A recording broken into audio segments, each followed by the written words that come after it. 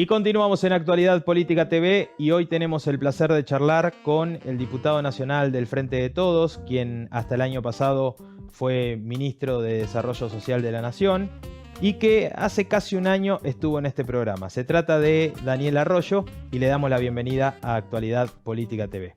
Daniel, ¿cómo le va? Muy bien, un gran gusto.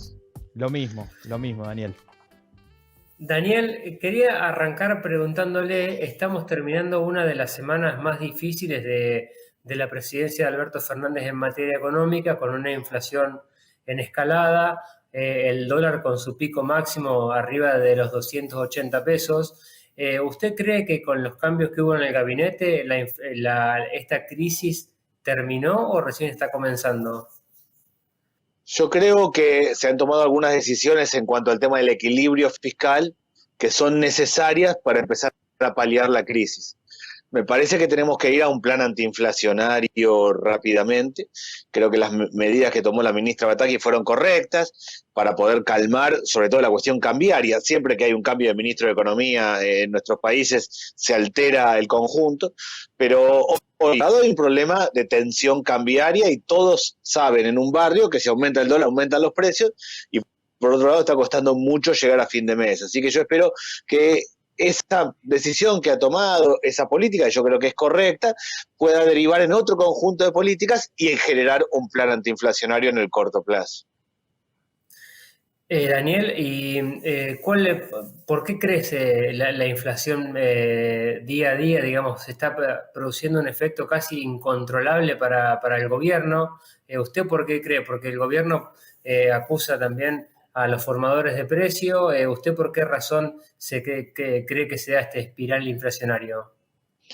Me parece que hay varios elementos. Un elemento es la concentración económica y los formadores de precios. El primer elemento es que se duplicó el precio de los alimentos en el mundo. Hoy hay inflación en el mundo. Nosotros, por supuesto, que tenemos mucho más nivel de inflación que el resto de los países, pero es un fenómeno mundial.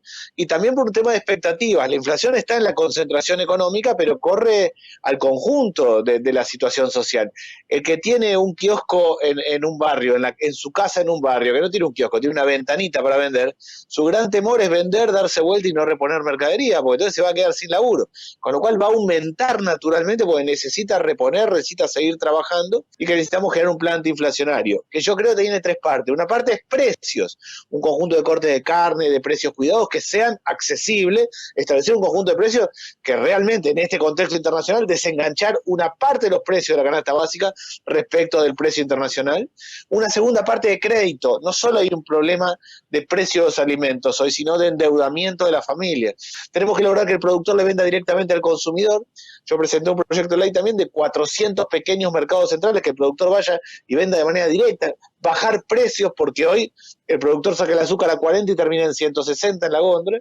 Y también hay una cuestión macroeconómica que tiene que ver con el equilibrio fiscal, que es lo que se ha planteado, con ser muy cuidadosos con la emisión monetaria y un acuerdo de precios y salarios. Para mí, todo junto, todo articulado a la vez, eso es un plan antiinflacionario. Mi mirada es que tenemos que hacerlo rápidamente. Usted que fue ministro de Desarrollo Social, ¿cómo ve el tema de los planes sociales? ¿Hay que conservarlos o eliminarlos a los planes sociales? Primero, no hay manera hoy de eliminar los planes sociales en un contexto de 37% de pobreza, con el pan a 300, con la leche a 170 y con el kilo de asado a 1.200 pesos y con una situación muy crítica de endeudamiento de las familias. Yo creo que hay que ir transformando planes sociales en trabajo, pero este contexto, el grueso de las personas que tienen planes sociales trabajan, son gasistas, plomeros, carpinteros, gente que está en comedores, en merenderos, son personas que la llevan como pueden y que en general están endeudados si no les alcanza la plata. La salida es vincular programas sociales de trabajo, crear un sistema de crédito no bancario para capitalizar con máquinas y herramientas a la gente que trabaja por su propia cuenta y un ingreso universal ciudadano para los próximos tiempos.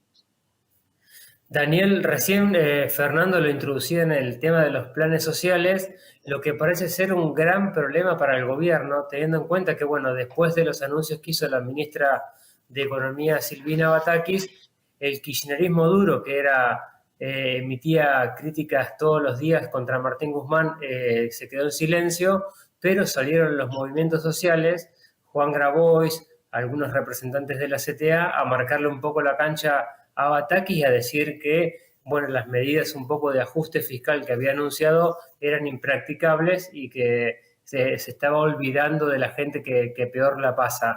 ¿Cómo ve usted esta puja, esta pelea política entre los movimientos sociales y el gobierno? Primero, yo creo que los movimientos sociales forman parte de la solución en Argentina. Con muchas dificultades son los que están en los comedores, en los merenderos, en las cooperativas, poniéndole el cuerpo y trabajando. Los movimientos sociales, las iglesias y las escuelas, a mi modo de ver, fueron la solución.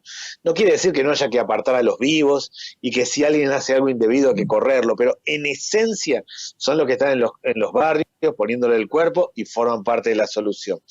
Lo también creo yo es que cada vez que hay una movilización, yo siempre creo que hace muchos años, que cuando hay una movilización es que refleja que algo pasa en los barrios. Y básicamente lo que pasa en los barrios es que no alcanza la plata, que está costando mucho llegar a fin de mes, que está muy difícil para muchas familias, aun que tienen trabajo. Lo que creo es que el debate sobre cómo se sale de los planes sociales, del trabajo informal, del tema de los ingresos, tiene tres caminos. Un camino es el que dice, acá hay que hacer una reducción de la jornada laboral, bajar la cantidad de horas de trabajo y trabaje más gente. Esa es la salida europea. Difícil para la Argentina, tiene 45% de trabajo informal. El segundo camino es un ingreso universal ciudadano, un salario básico universal. Hacia ahí va América Latina, tener una base de ingresos para que al menos no haya indigencia en nuestro país. Hacia ahí, los próximos años, gobierne quien gobierne, hacia ahí va América Latina. El tercer camino es el de la flexibilización, lo que dicen, no, acá hay que quitar aportes patronales, flexibilizar condiciones de contratación de trabajo y así se va a tomar más trabajadores. Argentina hizo eso ya en los 90, terminó con 57% de pobreza y con 28% de desocupación. Yo creo que más allá de los debates, y realmente hoy la movilización refleja la falta de ingresos, lo difícil que está para la familia, a mi modo de ver, inexorablemente en los próximos años, América Latina va a un ingreso universal ciudadano. Daniel, otro de los referentes que hay hoy en día de los movimientos sociales es Eduardo Beliboni del Polo Obrero, quien esta semana dijo algo que tal vez suena bastante polémico, por eso quería preguntarle qué le parece. Dijo que no sabe si Alberto Fernández va a terminar su ciclo como presidente. ¿Qué le produce este tipo de declaración? No, en la Argentina no hay crisis institucional. En la Argentina hay un serio problema económico y hay debates dentro del Frente de Todos acerca de qué políticas hay que encarar, pero no hay crisis institucional en la Argentina. Las instituciones están funcionando correctamente, entre otras el Parlamento donde estoy yo. Hay claramente problemas serios para llegar a fin de mes y un debate sobre cómo encaramos la actividad económica con los 47 millones de argentinos adentro, un debate profundo, pero no hay crisis institucional. El modelo que tenemos hoy de un presidente y una coalición de gobierno con distintas miradas es el que se va a dar en los próximos 4 o 5 gobiernos en la Argentina. Gobierno del partido A, B o C en lo que viene, nadie va a sacar el 70% de los votos. Vamos a tener un presidente, una presidenta con una coalición de gobierno y hoy los debates son todos públicos, a través de las redes sociales, por cómo es el siglo XXI, todos los debates que antes estaban encapsulados en alguna gente que discutía, algunos dirigentes, hoy son públicos. Bueno, tenemos que encontrar un mecanismo para procesar esos debates, para generar mecanismos institucionales para procesar las discusiones que hay, pero no hay crisis institucional en Argentina. Daniel, le hago dos preguntas bien políticas, siguiendo con las declaraciones polémicas que le introducía recién Fernando. Juan Grabois, un integrante, digamos, de lo que es la coalición de gobierno hoy en día, dijo que siente una decepción tremenda con el Frente de Todos y que haber vuelto es un proyecto fallido. Teniendo en cuenta que el gobierno hizo campaña diciendo que iban a volver mejores, ¿usted cree que volvieron mejores? Yo creo que tenemos que dar respuesta al contrato electoral del 2019. En esencia es mejorar el ingreso de las familias, mejorar los recursos, que es la heladera llena. Ahora, acá hay que dividir en dos partes el gobierno, la pandemia y la pospandemia. Yo fui el ministro de la pandemia, ministro de Desarrollo Social de la pandemia. La pandemia fue una situación muy crítica, en lo sanitario y en lo social. Y logramos sostener la paz social en Argentina, cosa que no pasó en otros países. No pasó en Ecuador, no pasó en Colombia, no pasó en Perú. Sí lo logramos en Argentina, no me refiero solo a mí, a mi tarea, sino a las iglesias, las organizaciones sociales y las escuelas. A mí me parece que con los años, cuando pase la tensión en un ciclo de los años largos, se va a reconocer la acción del gobierno en el medio de la pandemia para sostener la paz social y sostener la situación sanitaria. Ahora estamos en la pospandemia, ahora hay otras políticas que hay que encarar y tenemos que acelerar claramente la resolución de los problemas básicos. Lo que yo creo es que hay algo más profundo y es que está quebrada la relación de la sociedad con la política. Quebrada es quebrada. La sociedad siente que la política no vive los problemas diarios, que es ir al almacén, que es llegar a fin de semana, que es lo que vive, y siente que el debate que se da en la política no tiene que ver con lo que pasa en lo cotidiano. Está quebrada la relación de la sociedad con la política. Y los dos lugares en donde se agarraba la sociedad antes de la pandemia, hoy también están en crisis. Un lugar es la escuela. La idea de la Argentina, que la escuela es el mejor lugar, que los padres y las madres saben que si los chicos están en la escuela, algo bueno pasa, más allá de cuánto critiquen o no contenidos que hay en la escuela, eso en la pandemia se complicó. Y después yo veía, antes de la pandemia, un fenómeno de religiosidad espiritualidad.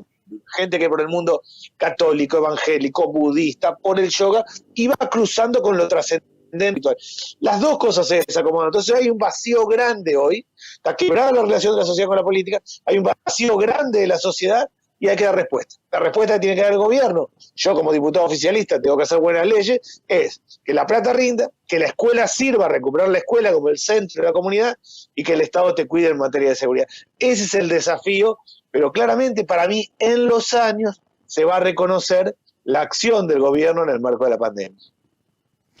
Daniel, la última de mi parte y tiene que ver con el 2023, si bien falta un año y unos meses para llegar a las elecciones presidenciales del año que viene, ¿cómo va a llegar el Frente de Todos al 2023? ¿Va a llegar unido o irán a una interna con las elecciones PASO? Las dos cosas, vamos a llegar unidos, conformando un Frente de Todos como estamos encarándolo hoy, con disidencias, con miradas distintas, pero todos trabajando en favor de la unidad del Frente de Todos, y seguramente va a haber unas PASO. Y yo creo que es algo positivo que haya PASO, que se expresen distintas miradas, que las distintas miradas, las distintas opiniones se transformen en proceso electoral y que la sociedad vote y decida. A mí me gusta mucho el modelo del Frente Amplio, que ha tenido como dos líneas en los últimos años. Una línea más moderada por el lado de Tabaré Vázquez y una línea más progresista por el lado de Mujica.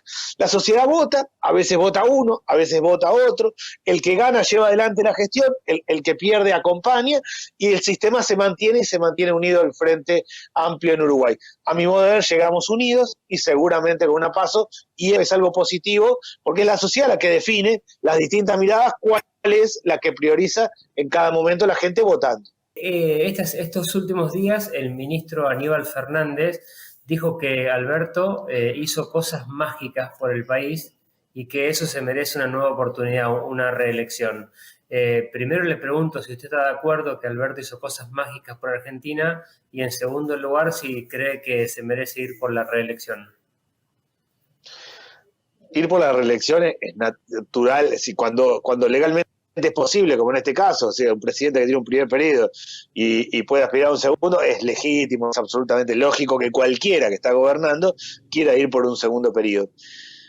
Yo lo que creo es que en la pandemia estuvimos a la altura, con mucho desafío, con problemas muy serios. Les puedo asegurar que sufrí mucho en la pandemia, en un contexto durísimo, tenía mucha preocupación, estaba muy preocupado sobre la situación social, veía lo que pasaba en otros países de América Latina. Yo creo que hemos estado a la altura en la pandemia, con mucha dificultad, y creo verdaderamente que eso va a ser reconocido en el tiempo. Otras acciones de otros presidentes fueron reconocidos en el tiempo en Argentina. Lo que sí creo, más allá de la legitimidad que tiene un presidente en un primer turno para poder ir por un segundo turno, es que el 2023 es ciencia ficción en Argentina. Falta mucho, pero mucho en términos de muchas cosas. Está muy complicada, está muy tenso, hay mucha angustia, hay mucha preocupación. Realmente tenemos que dar respuesta. Y cualquier cosa, mi mirada es que hoy pensemos para el 2023, difícilmente las últimas elecciones en Chile, donde llegaron Boric y Kast al balotaje, o en Perú, Pedro Castillo y Keiko Fujimori, o Hernández en Colombia, eran personas que no estaban en el tablero, no parecían estar dentro de los que tenían chance y finalmente son los que terminaron gobernando o llegando al balotaje. Creo claramente que el 2023 es ciencia ficción hoy porque hay mucha angustia, mucha preocupación de una gran parte de la sociedad y tenemos que abocarnos a resolver los problemas, sobre todo del bolsillo de los argentinos. Daniel, le agradecemos muchísimo su tiempo y le mandamos un fuerte abrazo. Muchas gracias y un gran gusto. Lo mismo, Daniel, muchísimas gracias, muy amable.